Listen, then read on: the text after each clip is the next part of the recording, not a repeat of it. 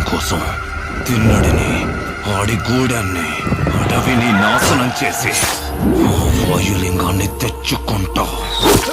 ఆ తిన్నడు సామాన్యుడు కాదు. అతన్ని దాటి వాయులింగాన్ని చేరడం అసాధ్యం. వాయులింగం మీద దుర్మార్గుల చూపు పడింది. ఈ వాయులింగ రహస్యం కాపాడడానికి నా ప్రాణాలు సైతం అర్పిస్తాను. ఈ గూడెంలో ఏ బిడ్డకి ఆపద రానివ్వను. ఇది నా ఆన, తిన్నడి ఆన.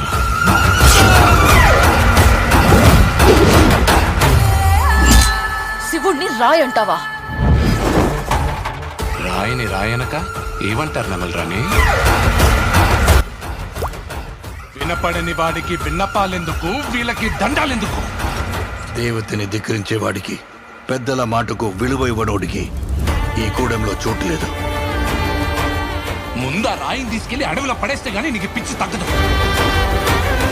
తప్పు మామ, అలా అనకూడదు. ఇలాంటి వాడు మీకు గొప్ప భక్తుడవుతాడని నమ్మకం ఏంటి ప్రభు? నీతో పాటి నేను ఆ సమయం కోసం ఎదురు చూస్తూ ఉన్నాను.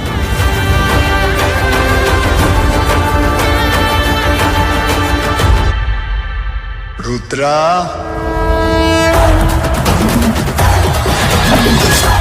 ఎవరు నువ్వు? ఆ పెద్దోళ్ళందరికంటే నేనే పెద్దోడిని.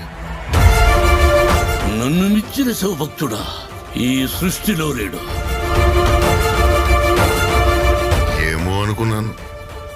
నువ్వు నీ దేవుడు తోడు దొంగలే.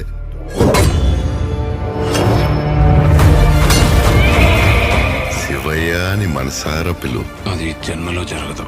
ఓ సంతటోడివా? వెలివిద్యలో నీకన్నా గొప్పవాడొకడు ఉన్నాడని తెలిసి అతని బొట్టని వెళ్ళి తెప్పొట్టించింది నువ్వే కదా.